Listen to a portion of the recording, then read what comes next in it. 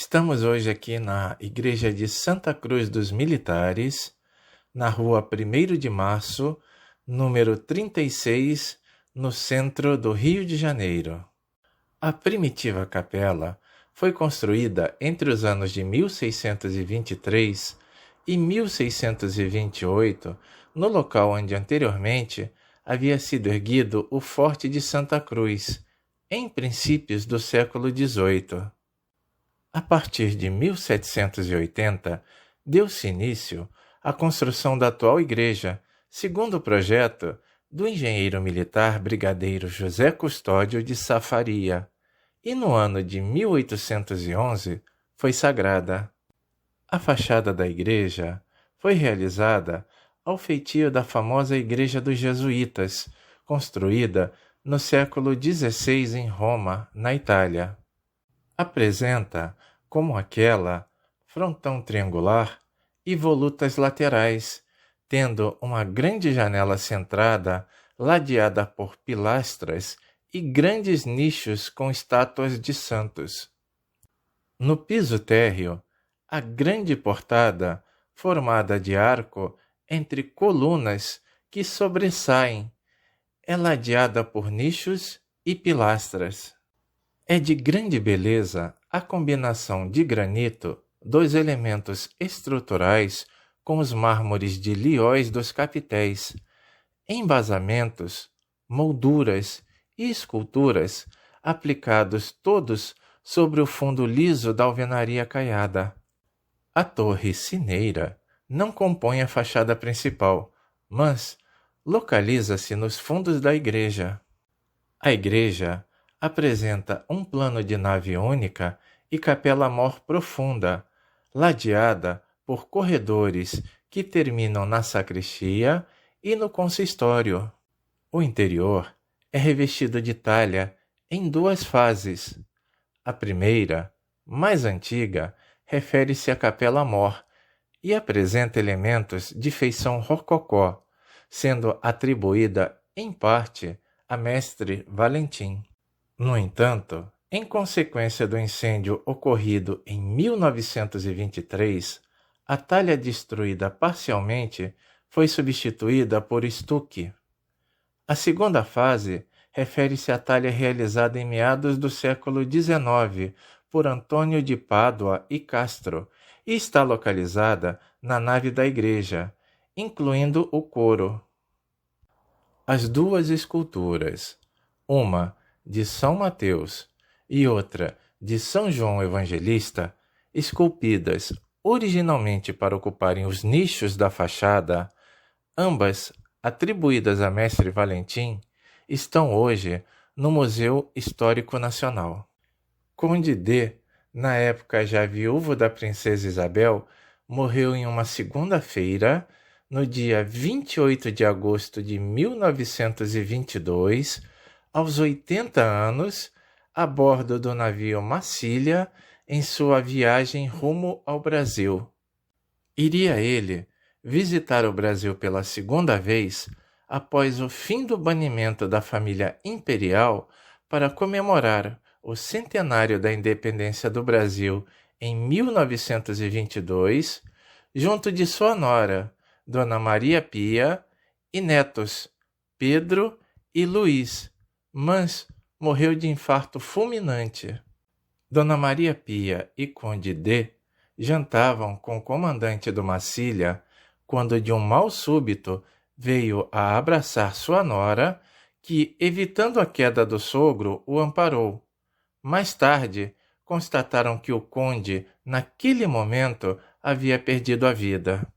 Quando um falecimento ocorre a bordo de um navio, o procedimento é jogar o corpo ao mar.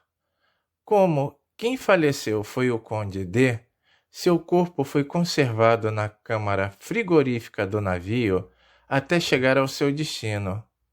O corpo do Conde D foi embalsamado e conduzido até a igreja de Santa Cruz dos Militares.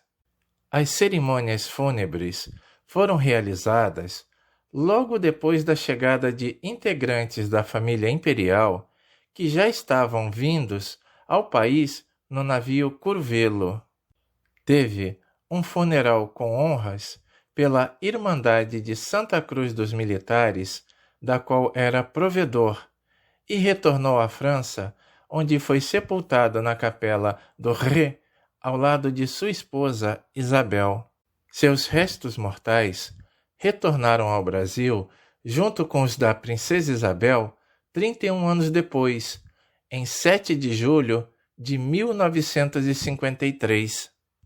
Em 1971, da Igreja de Nossa Senhora do Carmo da Antiga Sé, foi para a Igreja de Nossa Senhora do Rosário e São Benedito dos Homens Pretos, e finalmente foram conduzidos primeiro para sua casa em Petrópolis e posteriormente sepultados no Mausoléu Imperial na Catedral São Pedro de Alcântara.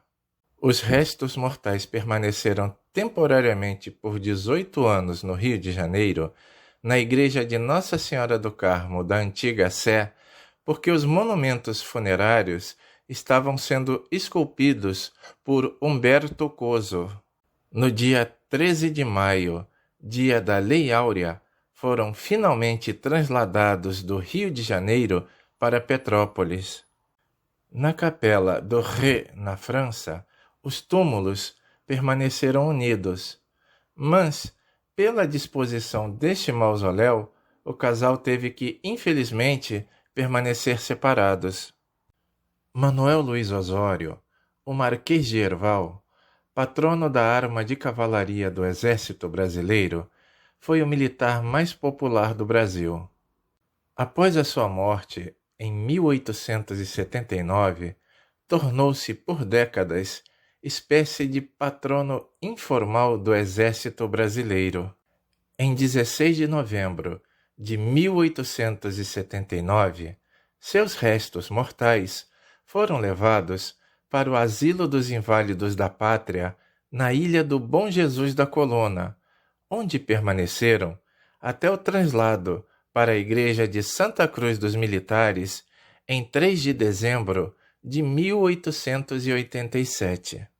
Em 21 de julho de 1892, seu corpo foi transferido para a cripta construída sob sua estátua equestre, fundida com o bronze de canhões tomados na campanha da Tríplice Aliança na Praça 15 de Novembro, no Rio de Janeiro. Finalmente, em 1º de dezembro de 1993, deu-se início ao solene translado dos restos mortais do Marechal Osório, passando pelos municípios de Pelotas, Rio Grande e Porto Alegre. Em 1º de dezembro, seu corpo foi depositado no jazigo nas proximidades da casa onde nasceu, no município de Osório, Rio Grande do Sul. Luiz Alves de Lima e Silva, o Duque de Caxias, patrono do Exército Brasileiro, faleceu no dia 7 de maio de 1880, na cidade de Valença, no Rio de Janeiro. Seu corpo foi enterrado junto com o de sua esposa no cemitério de São Francisco de Paula, também conhecido como Cemitério do Catumbi, na cidade do Rio de Janeiro. Caxias só começou a ser considerado como a principal figura militar da história brasileira por volta da década de 1920, ou seja, somente depois de sua morte. A honra tinha ficado com Manuel Luiz Osório, Marquês do Herval. Caxias era considerado uma figura menor quando comparada a Herval. Seus restos e os de sua esposa foram exumados em 24 de agosto de 1949 pelo capitão médico Tito Ascoli de Oliva Maia. Os despojos foram transportados sobre os ombros de 8 praças de bom comportamento do batalhão de guarda em uniforme de parada, até o carro médio de 30 toneladas que transportou os restos mortais até a igreja de Santa Cruz dos Militares. No dia 30 de agosto, houve o translado dos restos mortais do Duque de Caxias e de sua esposa em cima da carroça especialmente construída e tirada por cavalos brancos para o Panteão de Caxias. Ele se tornou, em 13 de março de 1962, o patrono do Exército Brasileiro, transformando-se na figura mais importante da tradição militar brasileira. Gostaram do vídeo? Então deixem seus comentários, cliquem no sininho para receberem as atualizações e inscrevam-se no canal. A participação de vocês é sempre muito importante. Até um próximo vídeo.